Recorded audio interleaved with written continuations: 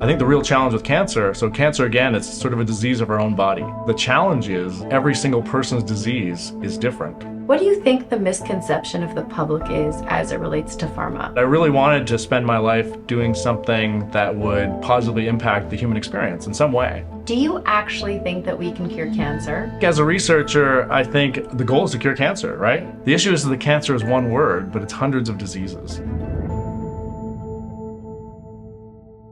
Can we cure cancer? With the changing landscape of oncology research, new advancements in clinical trials, and innovative technologies, can we actually cure cancer? What might that look like in our lifetime? I sat down with Dr. John Lewis, parallel entrepreneur, professor, scientist, and innovator, to give his perspective. Thank you, John, for joining me. I'm really excited about our discussion today. We are going to be talking about all things cancer and your journey as an entrepreneur, which is very admirable. So to start, I think cancer has been on a big topic of conversation lately. How would you describe cancer to get us started? Yeah, that's a big question. So cancer is quite unlike most other diseases that we get because it isn't the result of some sort of outside insult or outside attack. It's really our own body doing what it's supposed to do, which is, every individual cell in our body, through evolution really was on its own. And humans are really the conglomeration of billions of cells that are each independent, but working together to create, the fantastic humans that we are. But every once in a while, so they have, in the middle of every cell, there's DNA, and that DNA basically forms the blueprint of everything we are. And cells in our body divide and replicate that DNA. And so they have to replicate, billions of pieces of information perfectly every time a cell divides. So obviously every once in a while there's a mistake. And for the most part, these mistakes have no consequences. And there's great error correcting mechanisms in the body to be able to fix those mistakes. But every once in a while, these mistakes happen in a gene that promotes growth. And promotes growth regardless of what it's supposed to be doing. So cells will start to divide when they're not supposed to. They'll form a lump in a tissue, whether it's the breast or the prostate or the colon. And actually at this point, the lump isn't all that dangerous. So you can form a lump in your tissue and you may have a nodule and it's not that big of a deal. The issue though is when cells start to divide more rapidly, they're replicating their DNA again and again and again. And each time they replicate the DNA, there's an increased chance for another mutation. And so often what happens is a second mutation will occur in a gene that promotes movement, migration, invasion, and the cells will then invade away from that nodule. And this is really where cancer becomes dangerous, becomes malignant.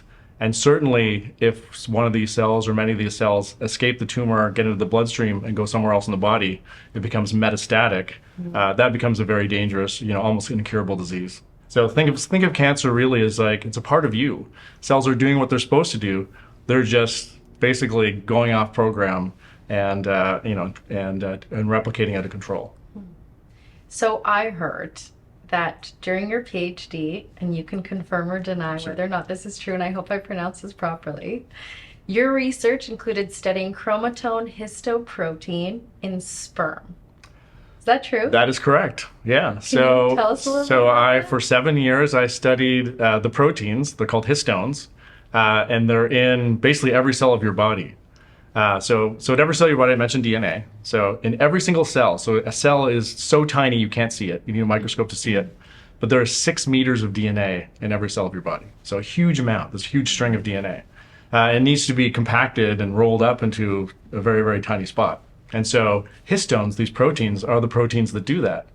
Because not only does it have to be wrapped up in this compact ball, it needs to be dynamic and available to express the genes that make us who we are at any time. Interestingly enough, though, in sperm actually doesn't express genes for the most part, but it needs to be really compact so the sperm can move, get to where it needs to get. And so the proteins that compact the DNA in sperm are a little bit different than the ones in the rest of your body. And so that's what I studied in my PhD.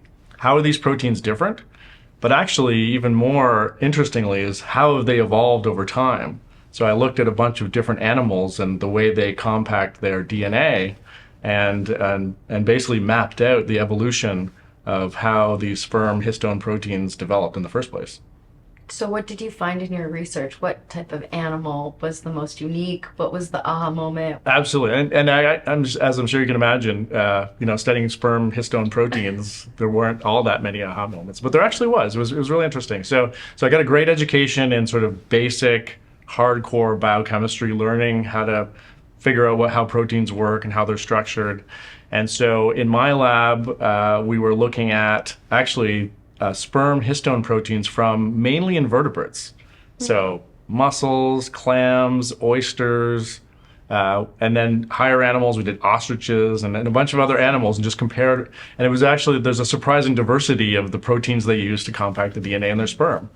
And actually the big aha moment came when we looked at this tunicate. So this is a bivalve mollusk. Basically, it's like a little bag that attaches to rocks in the bottom of the ocean and filters water. And we took a tunicate from one side of the planet in the Atlantic Ocean and a tunicate from the Pacific Ocean. And so the sperm proteins in one of them are related to a histone that we have in all of our cells called histone H1. Okay. And the proteins in the other one, they look the same from the outside, have basically proteins that look like the ones in human sperm. So two completely different things. And what I discovered is that with a single mutation in one of them, you could basically switch over completely to this other set of proteins. Interesting. And it's really connected this whole invertebrate evolution to vertebrate evolution from the eyes of sperm. So we're going to switch gears a little bit. So as you know, my mom's a cancer survivor. Yeah. And she was diagnosed in the early 2000s. And it was so interesting because our family went through a lot of questions, a lot of uncertainty, especially when you were diagnosed at that time. It was, the first thing you thought about was like a ton of questions and then, oh my God, how much time does she have? And so luckily, we had great care and we went through the system and the process and all of that stuff. She went through radiation. But I think the technology and the innovation around oncology research has obviously evolved and hopefully has gotten better. Do you actually think that we can cure cancer? And can you walk us through kind of the evolution of research and innovation of where things were to where they are now? And how close are we? I know that was like 4 different questions. Yeah, well, let me, where can I start there? First of all, let me tell you a personal story as well, because I was studying these, working on protein biochemistry, studying these different proteins, and we were working on really amazing technology to learn the structure of proteins and their sequence and all that stuff. And I had a close family member, as well as diagnosed with metastatic kidney cancer. And at the time, actually, what was available to him was just appalling compared to the technologies we had access to in the lab. And at that point, I realized, let's take all this amazing knowledge and amazing technology and apply it to the study of cancer. And that was for me the moment. So I think we've come a long way in the last 40 years. I think cancers, 40 years ago, a cancer diagnosis was pretty much a death sentence. It was more, the first question a patient would have is like, how long do I have? And often that answer was in, months. And I think, nowadays that's just not the case. There's a few cancers like invasive glioblastoma, brain cancer, and pancreatic cancer that are still, very, very difficult, very dangerous cancers. But for many people who are diagnosed with prostate cancer now, for breast cancer, with colon cancer, I think there are many tools that we have available to be able to, in many cases, completely cure, or at least put them into remission for many years. And this has been the result of a huge number of breakthroughs. I mean, just the amount of effort and discovery that's gone into learning what cancer is and how we can treat it, just incredible. I think the real challenge with cancer, so cancer, again, it's sort of a disease of our own body, right? Which means the challenge is that every single person's disease is different. As much as we try to classify cancers into different areas like prostate, breast, every individual is different. Their background genetics are different. The way they deal, the way their immune system deals with the cancer is different. And then cancers themselves, as I mentioned, they're mutating, they're evolving inside your body. And so every single cancer is different. And actually, every single cell in a cancer is different, pretty much. So it's a monumental challenge to try to come up with one therapy that treats them all. And I think that's the real challenge. So there's hundreds of different cancers. And they potentially require hundreds of different solutions. So I'm particularly excited about the kinds of solutions that are more holistic. So we've seen breakthroughs recently in basically arming our own immune system to recognize and attack cancer better. And we've seen fantastic improvements in the way patients respond and the way cancers, in some cases, are being completely cured. And so I think for me, I think this is really where the key lies. Obviously, we can be targeted and identify gene mutations and develop drugs against those mutations. But cancer, as it's an evolving, thing, really likes to escape these targeted therapies. And so I think these more holistic immune-based therapies hold a ton of promise. We're seeing, huge response rates in cancers that were previously very deadly, like metastatic melanoma. We're seeing it now in lung cancer.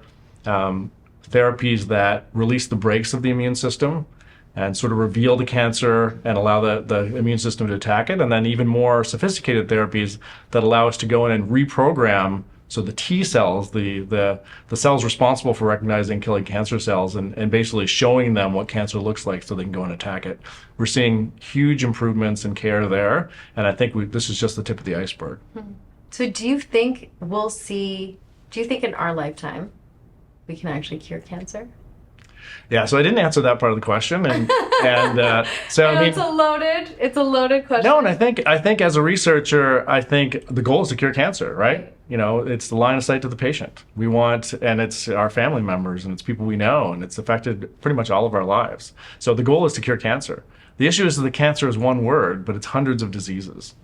So I think what we've seen over the past 40 years is that we're slowly chipping away. So cancers that were previously a death sentence are now a chronic disease, and in some case, we see complete remissions.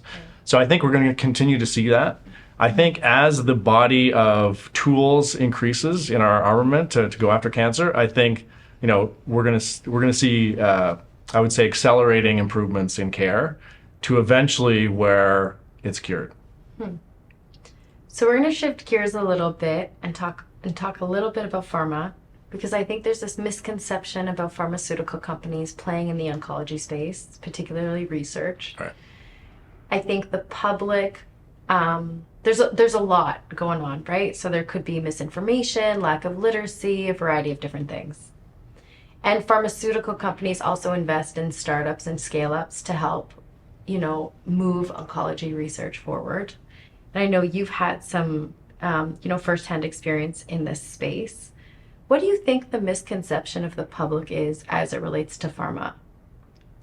Yeah, I mean, that's a big question. I actually hear it a lot. So I've got sort of my foot on both sides of the thing. I have an academic lab studying cancer, and I have several spin-out biotech companies working in the cancer field, trying to bring medicines we've discovered, to the clinic for the benefit of patients. And so we've had quite a bit of interaction with pharma companies. I'll say right off the bat, all the people working in pharma companies are exactly the same as all the people I know in academia. Every single one of them, without exception, is passionate, is trying to do the best they can, and they all feel like they're part of a mission to improve the lives of patients. And I think, without exception, even at the company level, but certainly at the individual level, everybody has their heart in the right place. If you listen to media and you sort of hear what people's worries are about pharma, it's basically the profit motive. So pharma companies, they're companies. They're trying to make money, and I think it's how this interest in making money is aligned with the goal of improving patients' lives. And I think in most cases they're aligned. So I think pharma companies take very promising technologies, or they develop them in-house, and their goal is to address a key patient need. But at the same time, they need to be able to make money from that solution they've discovered, because it costs a lot of money. So I guess the key here is that it's extremely risky and it's extremely expensive to develop a new drug. And so it costs, some estimates are it costs $1 billion to develop a single cancer drug.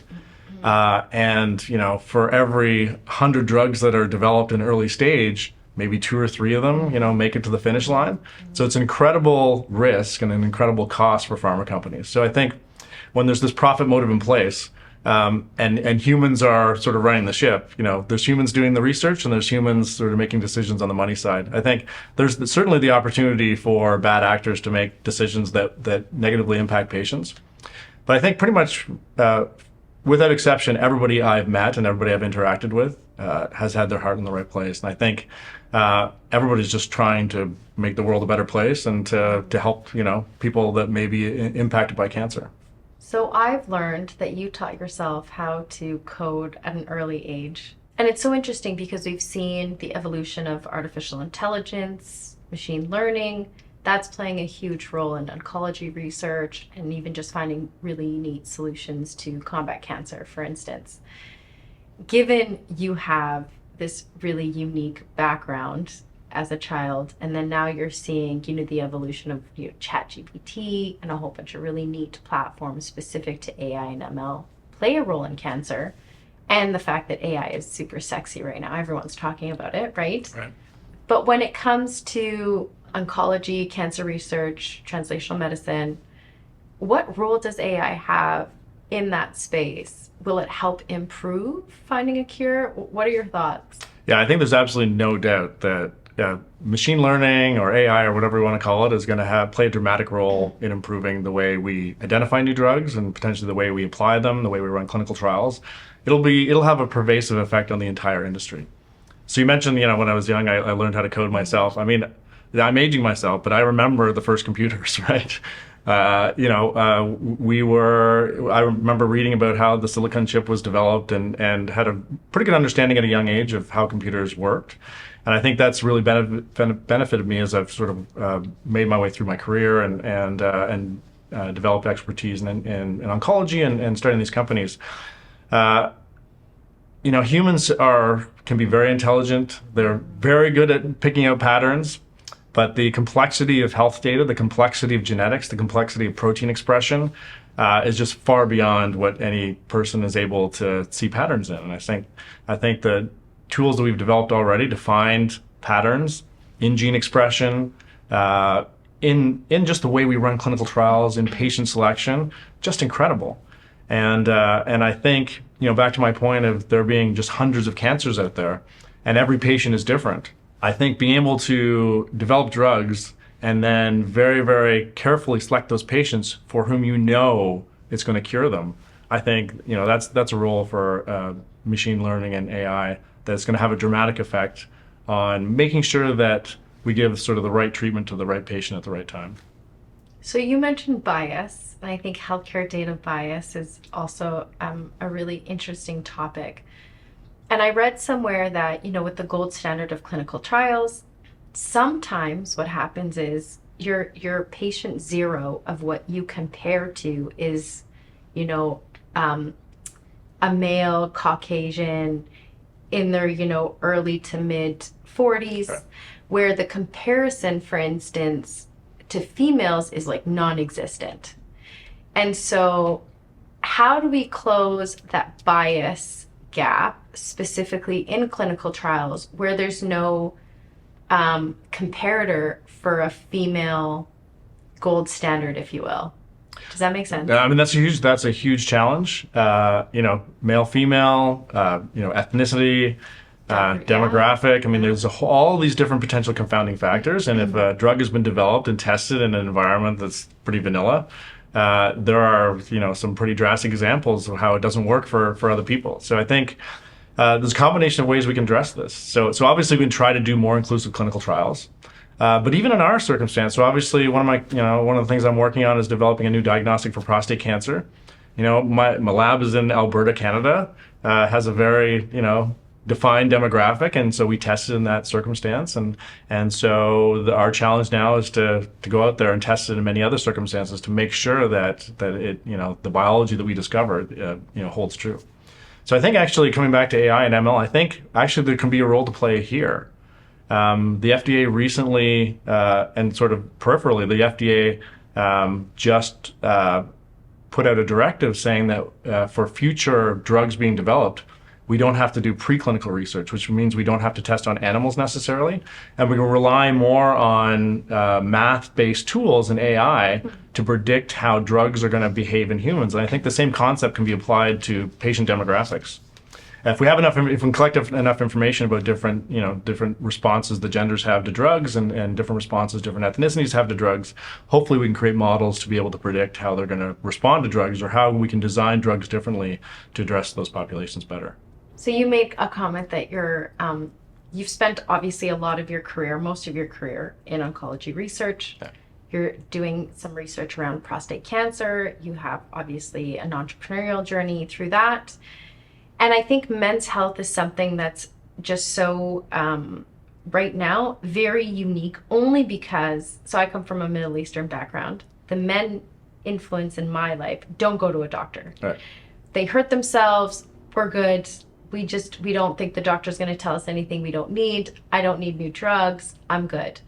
And then I think over time that could actually create something else. Like we had a friend where the gentleman didn't seek help and then ended up getting very sick and then passed away shortly thereafter. Wow. So what is the biggest stigma around men's mental health? How do we break that down? I mean, obviously getting a prostate exam is not fun. It's uncomfortable. Right. It's awkward. I can't actually say from personal experience, but I've heard stories. And so how do we break down the stigma of men's mental health? No, that's a great point. And I've been thinking about this a lot. I think it's going to be really hard to get, so you can think about the mental health aspects of it and the socialization aspects of it and making it more acceptable for men to see the doctor. I honestly think that it may be a better way to do it might just be to make it a part of how we treat everyone, right? So, we have these watches now that measure our steps and understand our heart rate variability. And I think as we integrate more into a life where our devices are monitoring our health, I think there's an opportunity there to incorporate early detection and monitoring of health over time through these digital devices. And I think as long as we can get everyone to wear these devices, and I think that can feed into the whole screening process, because I think we're as I mentioned, every individual is different. Somebody who's healthy and eats well and gets exercise may not need to go see the doctor on a regular basis. And so having tools, personalized tools to be able to detect things that are unexpected earlier, I think, are hopefully going to create a pathway for men to have that care that they need to as well. So they don't necessarily have to, go to the doctor or mention that pain they have, or maybe they'll be encouraged if there's some data that aligns with their pain, they'll might know what it might be. Right. Do you think openly talking about it also helps to give men a safe space to, because I always find that they're, at least, my siblings, for instance. Right. My brothers are very phenomenal, amazing humans. Right. But when it comes to health, it's not something that we openly talked about at home, right? Because men are meant to be serious. They have their stuff together. They don't show emotion, and let alone talk about their health problems, right? It's typically something that's dealt behind closed doors.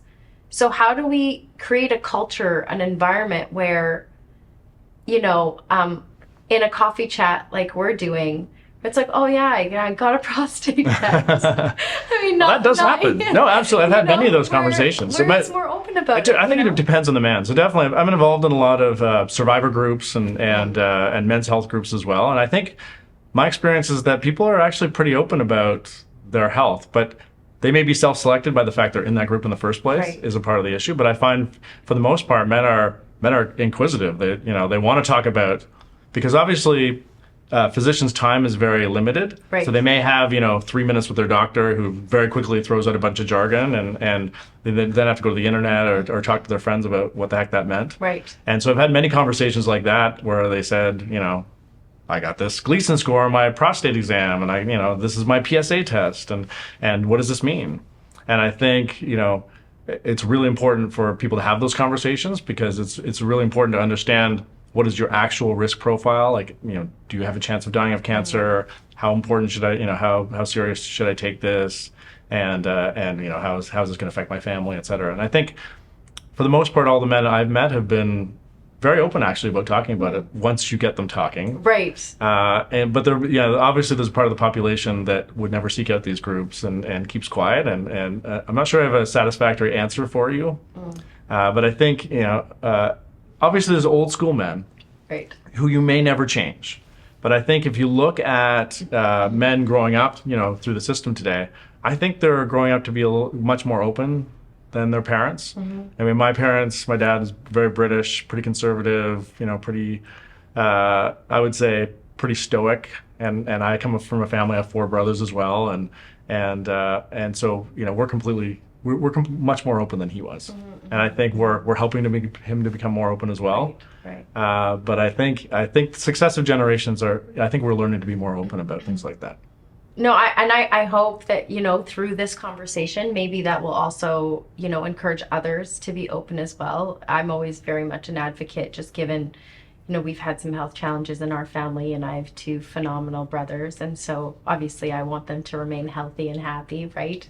But I just find it such a unique and complex issue because of how things have evolved from, traditional modes of medicine. Right.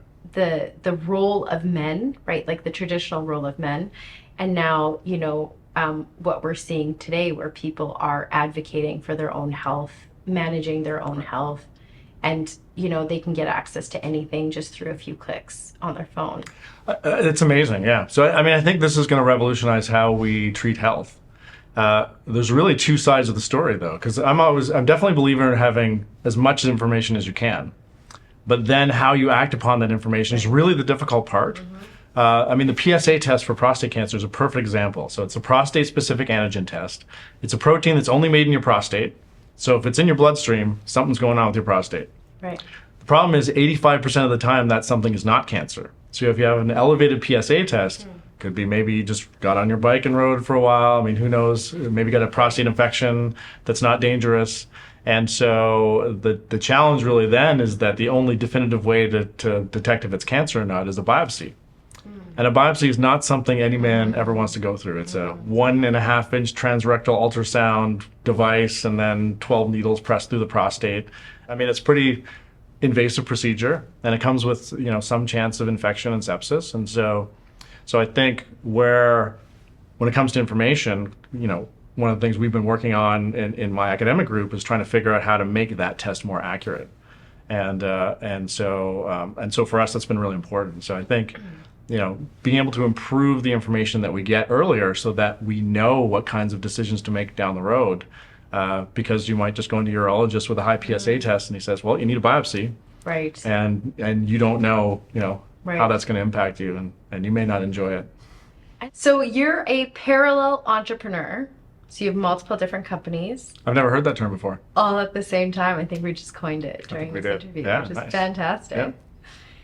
You've obviously had an incredible journey. You've been super successful. You have traveled. You've spoken at a variety of different conferences. You're very well known. Your reputation supersedes you. And what are, for the folks watching who want to start a company or who are just going through a lot of challenges? Because, people look at you probably like you have it made, super successful, but they don't see the grind and the trials and the tribulations and the challenges and the hustling that happens behind the scenes.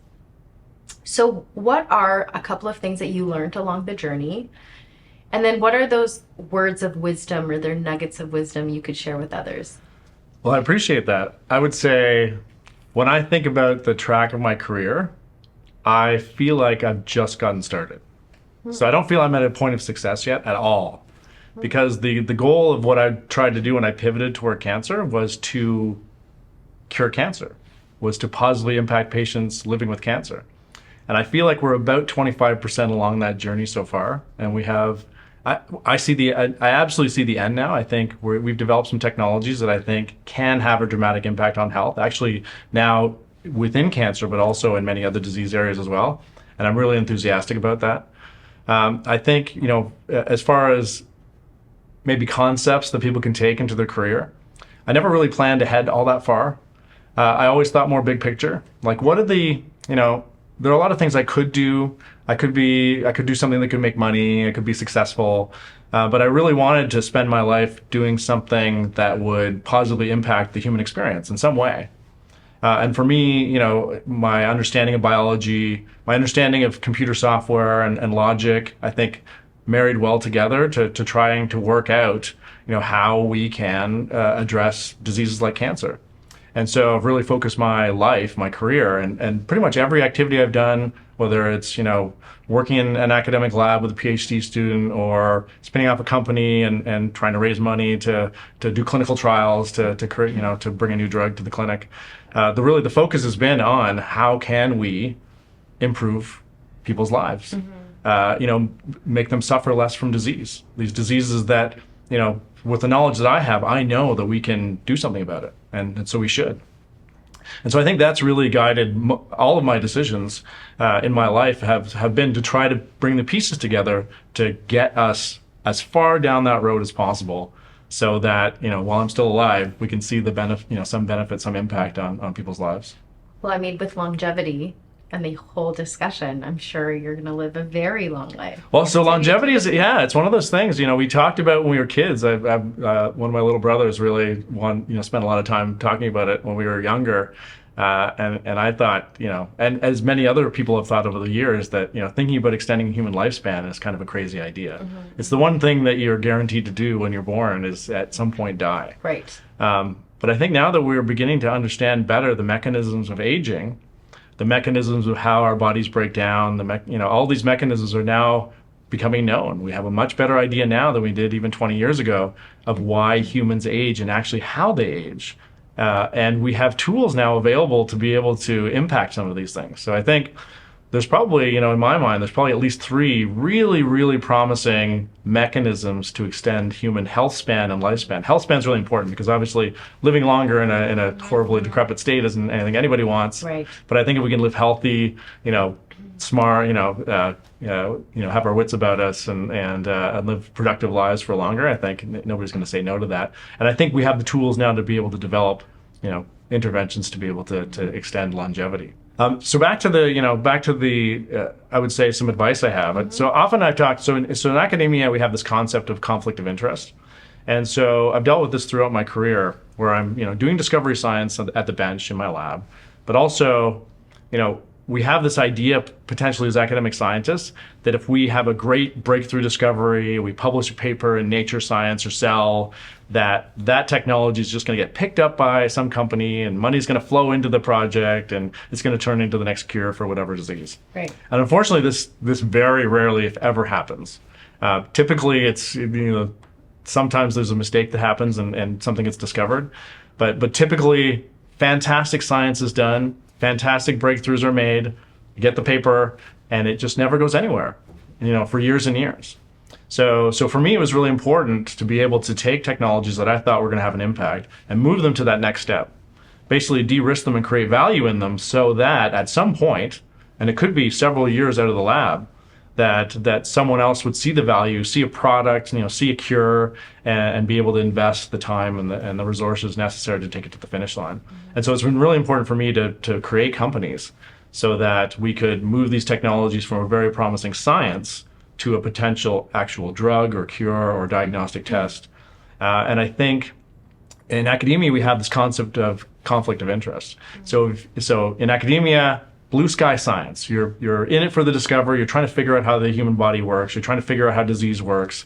Often you're trying to figure out how to block disease or cure disease, but you're not necessarily thinking about creating something that you're going to make money from, right? And so and as we talked about before, the profit motive does create in some cases a misalignment with that ultimate goal of impacting patients. So I've really, taken great care throughout my career to try to create companies that have exact alignment with what my academic goals are, with which one my life goals are, which is curing disease. And I think it makes some people nervous. So there's this issue, right? It makes people nervous that you've created something that can potentially make money down the road. I think what people probably don't realize is that because of the risk and because of the cost of drug development, you're investing a ton of time. And you're asking people to invest in this idea because it's so expensive and so risky to take these drugs to a point where they can actually have an impact on people. That sure, there's a profit down the road potentially, but if you get to that point, it means you've done something hugely impactful because society, sees the value in what you've done and sees the potential impact on patients, and then will invest in it. So it's really been important for me to be able to take these technologies out of the lab and move them forward, into the clinic and hopefully eventually into patient care. Well, there's so much optimism and I think enthusiasm. So if you had one piece of advice to entrepreneurs, what would it be? I'm going to reiterate what I said, but add a little bit to it. So I think have an overall vision. What is your goal? Like, is it to impact that particular patient? Is it to revolutionize the way we diagnose disease? Like, you need the overarching mission. And then you need to work with every fiber of your being, every hour of your day, thinking about it to be able to get to that. Because and optimism is really important because it's really difficult. It can be really challenging. There are many barriers in the way. It's difficult to raise money. It's difficult to do science. It's difficult to convince people that your science is good and give you money. If you have that overarching vision, though, it can help you get through all those difficult times because you're working for something bigger. So we've talked a lot about innovation. We've talked a lot about research. We've talked a lot about the benefits and the excitement and what is to come. If we collectively came together as a community, as people, as human beings, as citizens, what can we do together to get closer to curing cancer? I think we're already on that road. So I think, the internet and social media has really connected people in a way that we haven't been connected before. We're able to communicate ideas, whether they be good or bad, but I think there's plenty of opportunity to spread good ideas and generate awareness for early diagnosis, for getting that testing to give you the information to be able to make decisions that will positively impact your health. I think that's the key, to build these online, interconnected pools of both information and action that can allow people to take control of their own health. Well, thank you, John. This was awesome. I love the discussion, conversation. Anything you want to say before we close? No, just thank you so much for the opportunity to talk about this, and I had a great time. Thanks.